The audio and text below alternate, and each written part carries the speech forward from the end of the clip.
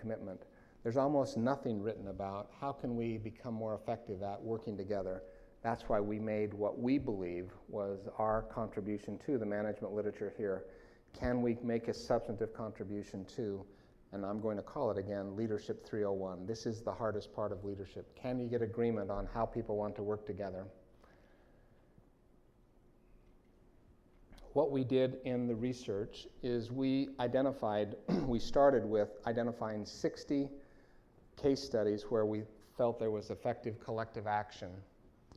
And then from those case studies, we reviewed about 100 attributes from each of the case studies, and then we used data analytics to see if they actually grouped in some meaningful way.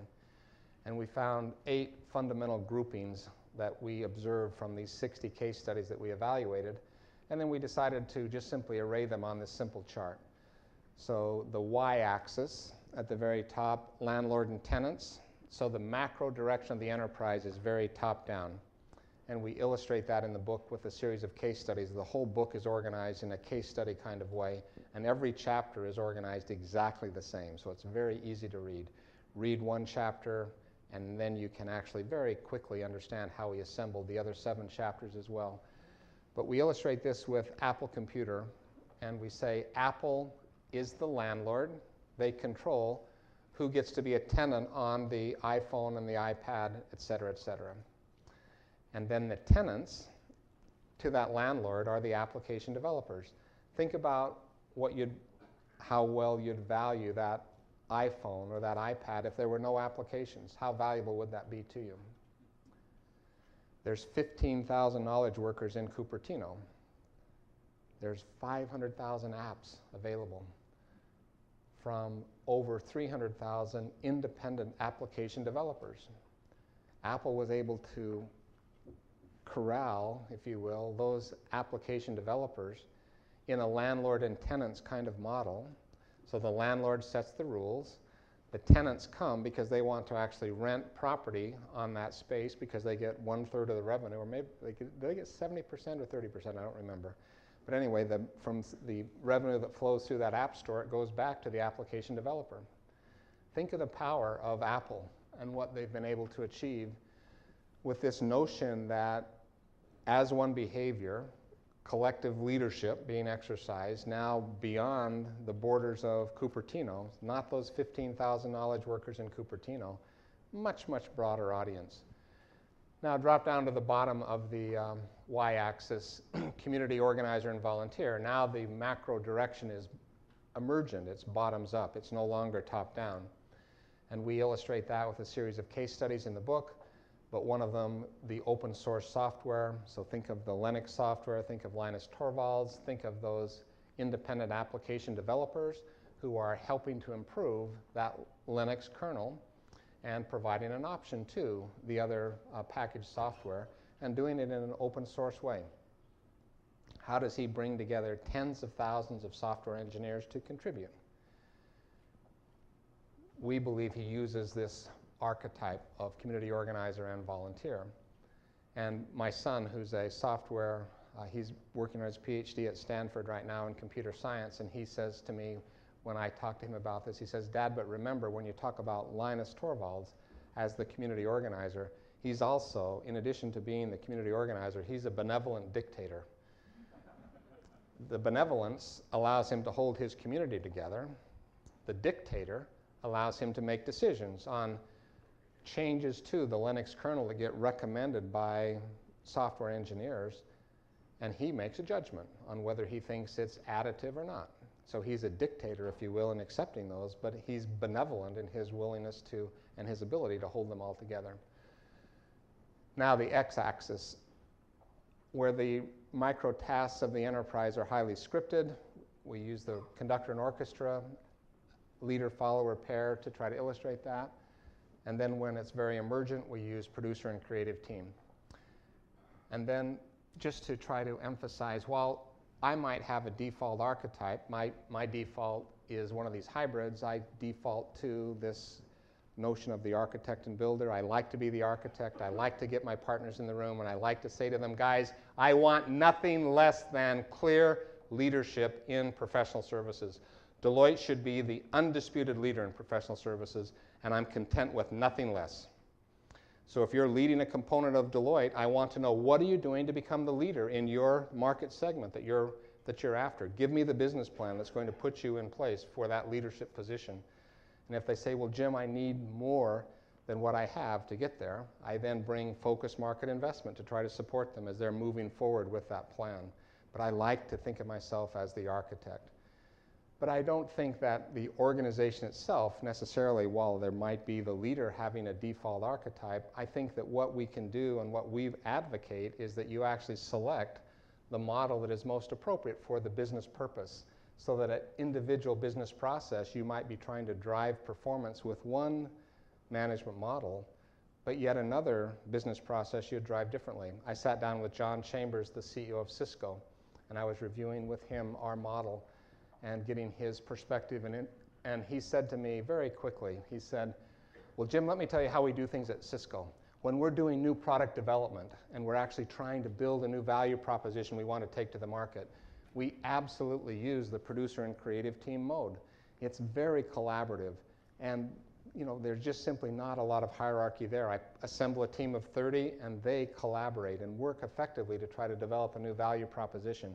But then he said, as soon as we decide we're going to market with a product and I commit capital and I communicate an expectation to the street, I'm going to market in a general and soldier's way. And I'm going to drive accountability.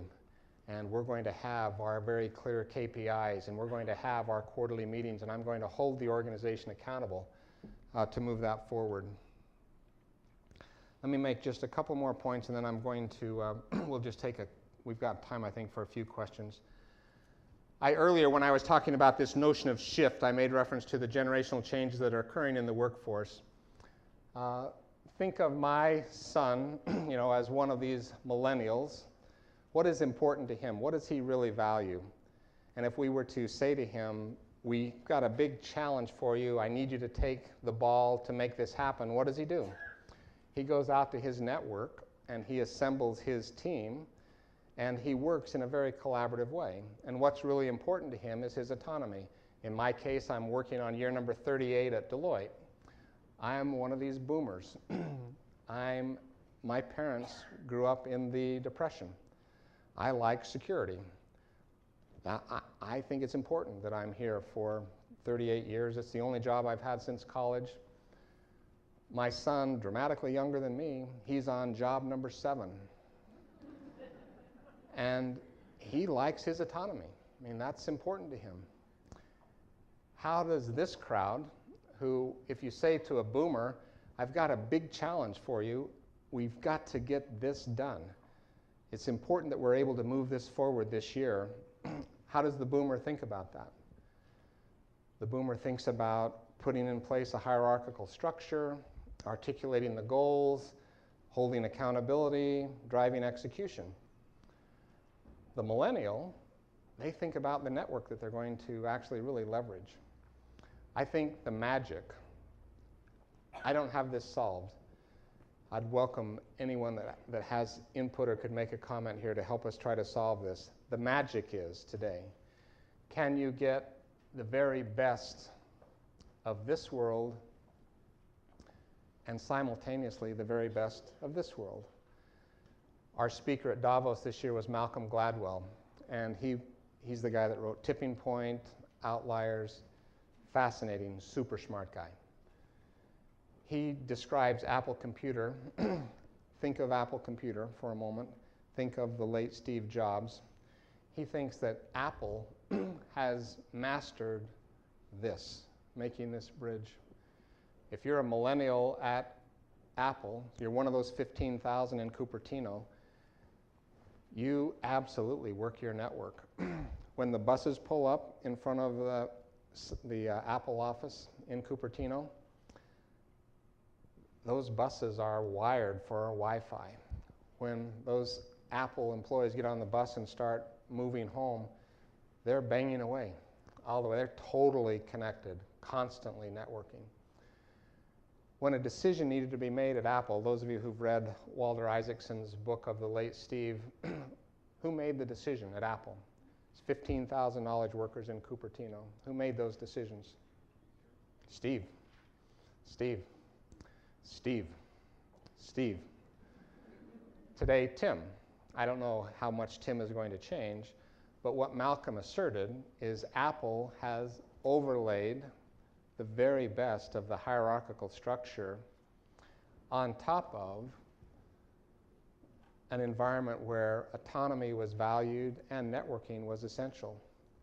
And when you actually get the very best of both of those, then maybe you have the highest performing enterprise that we've ever seen in our business history. Maybe we'll see another Apple someday. We shouldn't rule it out. But the market cap that I think Steve created in a very compressed period of time, $400 billion. I can't think of one other executive in their tenure as a CEO who created $400 billion of market cap. Maybe, just maybe, part of the magic was the ability to tie this together. Earlier, when we were talking about sense of belonging, you want to have voice. You want to be heard. You want to be able to provide input. You've got to be able to work that network to provide that input. You need to be able to execute strategy. You want a successful organization. You want a sense of belonging. You've got to be able to communicate that whole notion of momentum.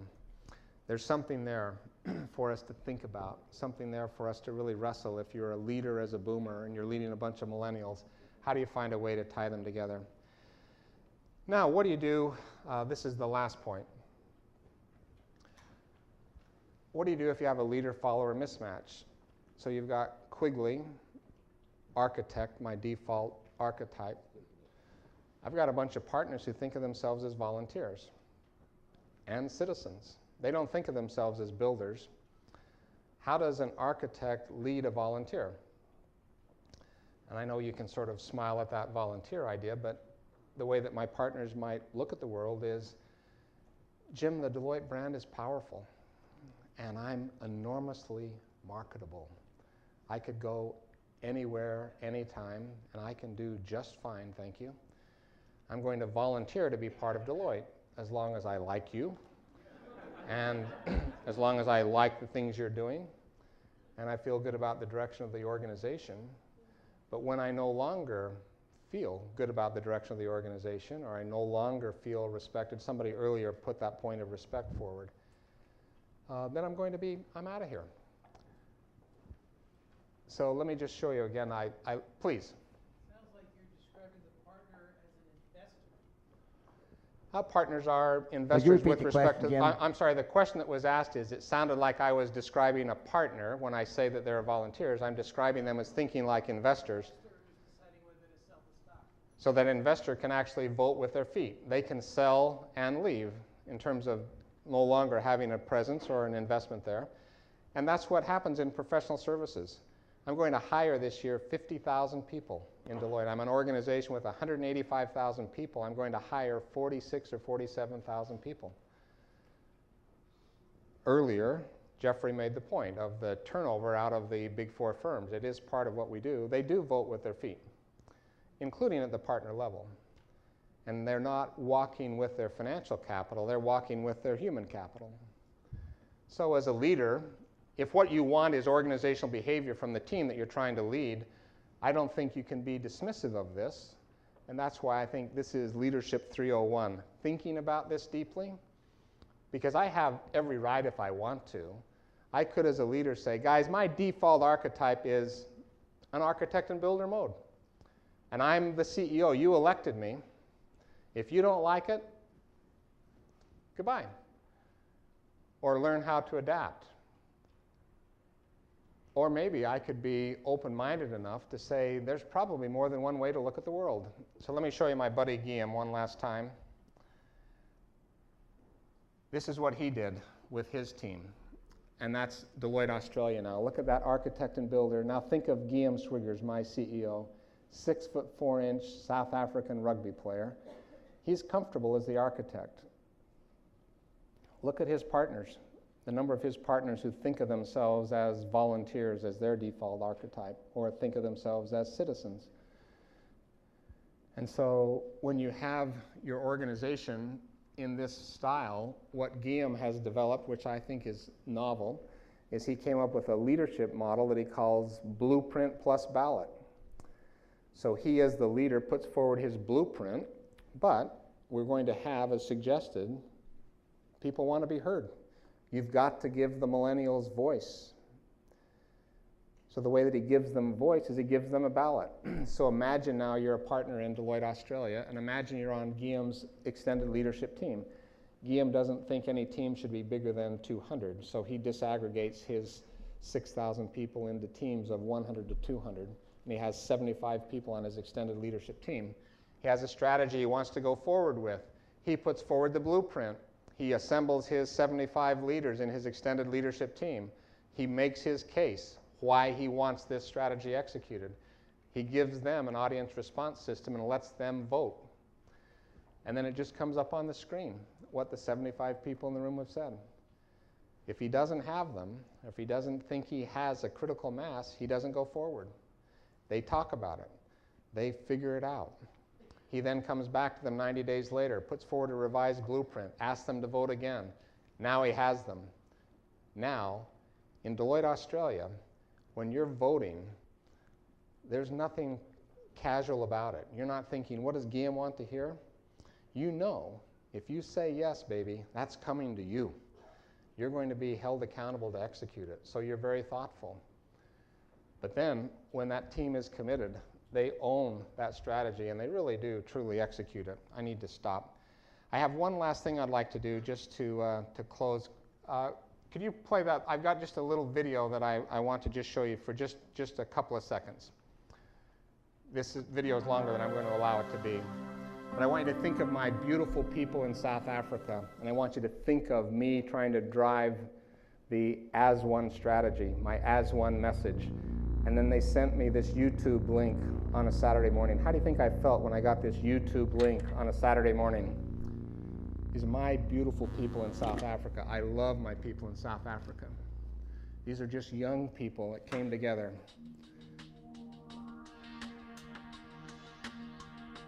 To become who we are, we've come a long way. Grown from a crawl to a run. We exceed expectations, sustain, grow, acquire. Coming together as one. We share information and grow as a team. Diverse and unique as they come. In this celebration, we've held and improved. We've come together as one. And you can take the volume down on that, or just go ahead and stop that now. I know I love that. I know that you won't necessarily. This happens to be important to me. But the point I put that up to try to punctuate our session just solely by, if what you're trying to do is drive strategy execution, you've got to find a way to get the message deep in the organization. And so when I see my staff, my team in South Africa write music and decide they're going to rent a studio and that they're going to come together and produce music to try to drive the as one message, I'm full on thrilled because I think the message is getting through. There's ownership, there's pride. I love my people in South Africa. How would you like to compete with Deloitte South Africa? If you're in professional services and you're competing with that team and you see that team owning the strategy, that team committed to the organization, how would you like to go to market with those kids? How would you like to compete with those kids for a project? How would you like to serve a client with those kids with that passion? I love this firm. I love this business of professional services, and I love leadership. And I really think that we've got just a unique opportunity.